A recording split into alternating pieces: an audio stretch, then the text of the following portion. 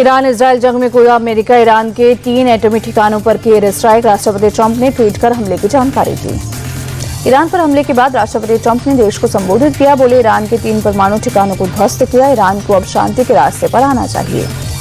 राष्ट्रपति ट्रंप बोले, मैंने युद्ध न करने की कोशिश की, लेकिन करना पड़ा। ईरान को अब जंग खत्म करनी होगी।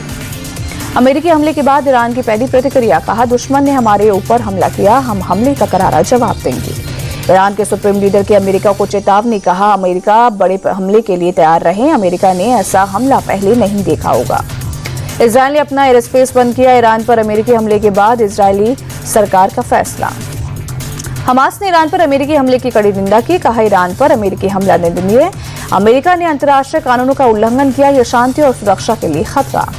तुर्की के राष्ट्रपति एर्दोआन ने ओआईसी समिट के बाद इस्तांबुल में ईरान, कतर और पाकिस्तान के विदेश मंत्रियों से मुलाकात की।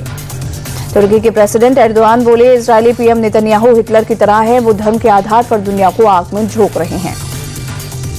ईरान के विदेश मंत्री ने यूएन से इजरायल पर एक्शन की मांग की। कहा, हम पर जबरन थोपे गए युद्ध के लिए इंसाफ हो। चुनाव से पहले नीतीश सरकार का बड़ा दाव, विधवा, बुजुर्गों और दिव्यांगजनों की पेंशन बढ़ाई। अगले महीने से 400 की जगह 1100 रुपए मिलेंगे।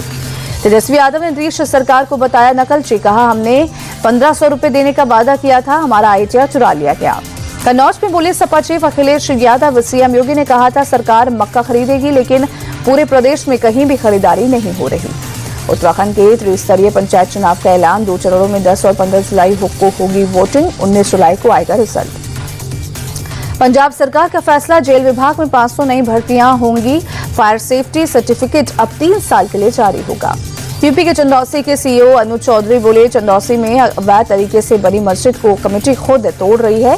अगर जल्द नहीं तोड़ा गया तो हमें कार्रवाई करनी पड़ेगी। अगले 2 दिनों में दिल्ली और आसपास के इलाकों में पहुंचेगा मॉनसून। आईएमडी के वैज्ञानिक आरके जेनामणि ने दी जानकारी। दिल्ली के कई हिस्सों में हुई झमाझम बारिश, लोगों को गर्मी से मिली निजात। अगले 1-2 दिन में दिल्ली पहुंच जाएगा मॉनसून।